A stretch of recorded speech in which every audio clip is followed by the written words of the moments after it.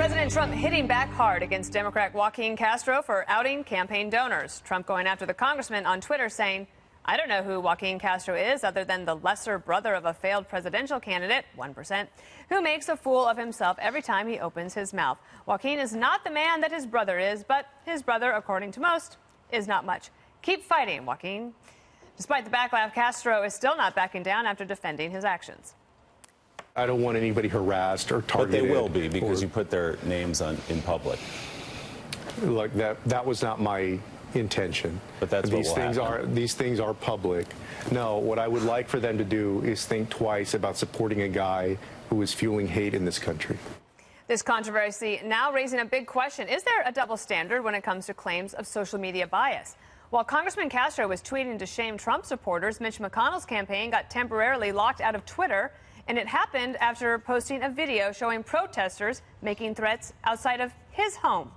Before the account was restored, McConnell's campaign manager saying Twitter will allow the words of Massacre Mitch to trend nationally on their platform, but locks our account out for posting actual threats against us.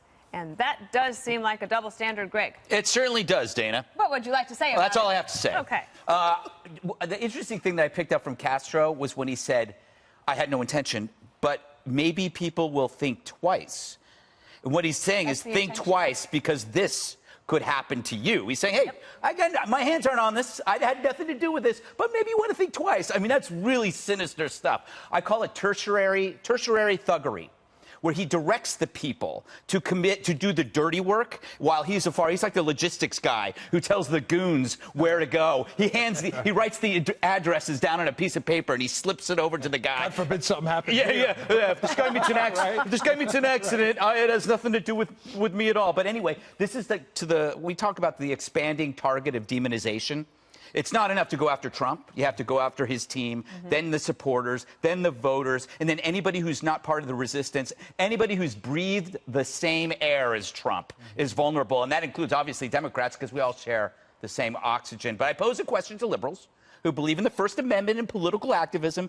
Do you want to be part of a movement that seeks to dox or punish people because they disagree politically? Because that goes nowhere good. I mean, what are you going to have left? Are you going to just have, like, far-left activists running your businesses?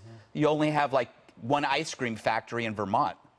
Yeah, you're not there are a lot of liberals who own a lot of real estate as well as a lot. That's true. Well, you notice I took the bait because I guess I'm the designated liberal. But let me just. I was talking to Dan. You know he's a lefty. Yeah, big time. Huge. Well, Dan turned it over to his older sister.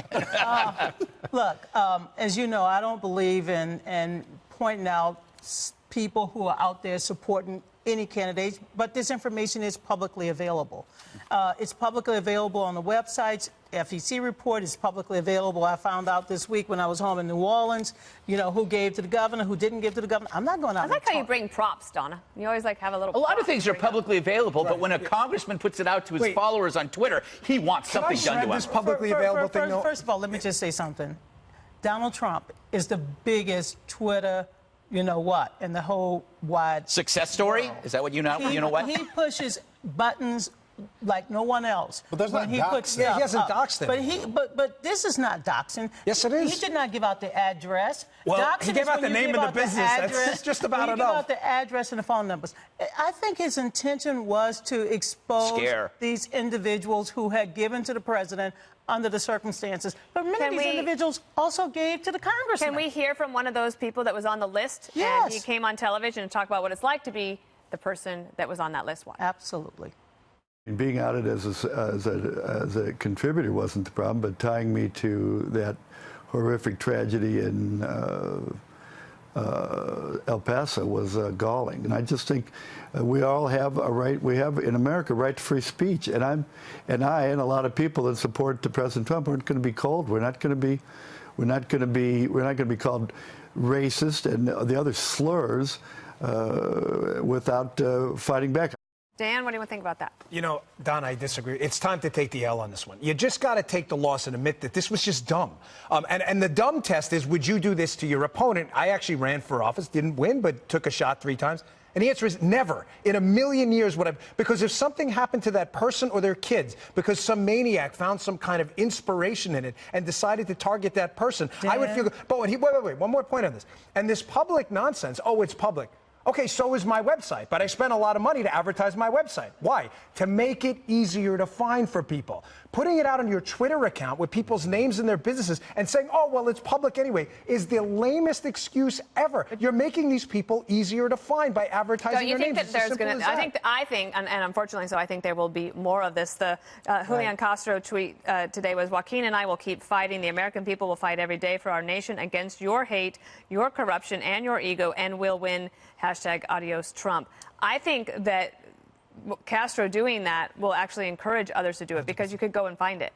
100%. And I think here's the bottom line. Hate has been associated with conservatives right now. If you're Republican, if you're conservative, and you think about the business, but what about on the local level, average day Americans that have to go through this? The University of Texas is going through this right now. The incoming freshman class are experiencing doxing. If they're going to join a conservative group, their information is now being published. The Attorney General for the state of Texas has now been asked to get involved by the University of Texas because this is happening to kids. These were high schoolers, right? Incoming freshman class, they're kids. And just because they want to join a conservative group, they're being targeted is nonsense. And I think Democrats cozy up to these type of people. That's why when it comes to Antifa, they won't do it. Many of these politicians won't go and get in the face of people, but they say, well, they're hateful people. But when hate becomes synonymous now in their eyes of conservatives and Republicans, that becomes a big problem. Whataboutism is what we practice today when we dislike what the other side is doing.